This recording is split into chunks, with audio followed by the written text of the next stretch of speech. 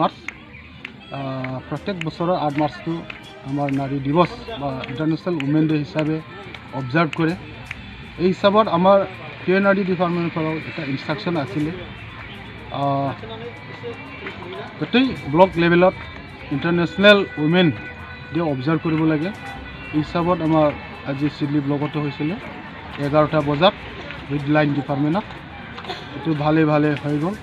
তাৰ লগতে এইটো সংহতি ৰাখি পেলাই ওমেন হেডেড PMIG এটা ব্লগৰ পৰা 2টা বা ক'ৰবাত 4টা তেনেকুৱা ইনগ্ৰেশ্যন বা অপেনিং কৰিব লাগিছিলে।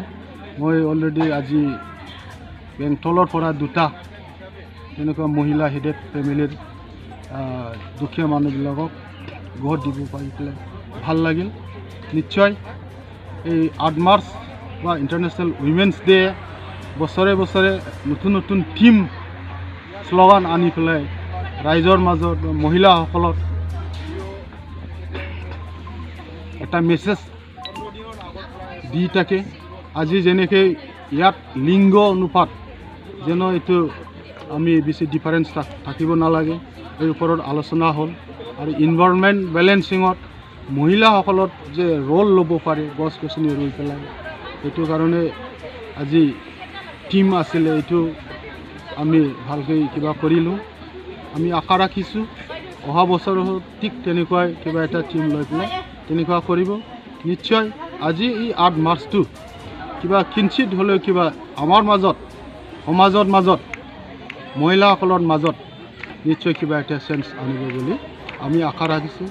নট অনলি আমি কথা দি নহয়, আমাৰ চৰকাৰৰ আঁচনি আজিৰ দিনত বহুত মহিলাসকলৰ নামত আছে, যেনেকৈ অৰুণোদয় PMAGYটো মহিলা হেডেড হ'ব লাগিব, স্বনিৰ্ভৰ নাৰী চেল্ফ হেল্প গ্ৰুপৰ পৰা হ'ব লাগিব, ৰেচন কাৰ্ড এইবিলাক মহিলাবিলাকৰ হ'ব লাগিব। এইবিলাক উদ্দেশ্যটো হ'ল আমি পুৰুষ মহিলা একে সমানে একেলগে আগুৱাই যাব লাগিব, তেতিয়াহে আমি ভাৰতবৰ্ষটো আমি ভালকৈ আগতীয়াকৈ লৈ যাব পাৰিম। ধন্যবাদ। বহুত মহিলা সমিতি বহুত কৰিব লগা আছে, এইখিনি এটা চৰকাৰৰ নিয়ম আছে।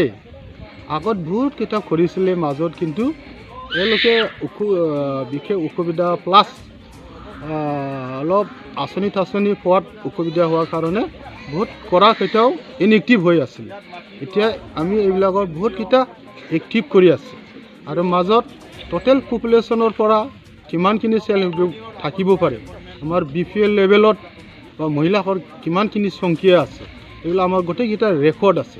কিন্তু আমাৰ কেইজনমান মহিলা আছে, এওঁলোকে কিবা চৰকাৰী কিবা অনুদান পাবৰ কাৰণে নিজৰ গ্ৰুপটো ভাঙি পেলাই বা নিজৰ গ্ৰুপৰ পৰা ওলাই পেলাই আৰু নিজৰ বেলেগ গ্ৰুপ বনায়, যেন আকৌ তাৰ পৰা আৰু বেনিফিট পায় নেকি।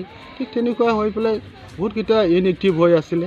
আৰু তেনেকুৱাও কেইটামান চেল্ফ হেল্প গ্ৰুপবিলাকে নতুন কৰি পেলাই এই সুবিধাখিনি ল'ব বিচাৰি আছিলে। সেইটো কাৰণে চৰকাৰে এটা বান্ধি দিছিলে, এই 2021-22 কাৰণে টোটেল আমাৰ কিমান আছিলে তাৰে পৰা 20%কৈ এক্সট্ৰাকৈ আৰু আমি ৰেজিষ্ট্ৰেশ্যন কৰিব পাৰিম। এই হিচাপত আমি যথেষ্ট এতিয়া কৰি আছোঁ।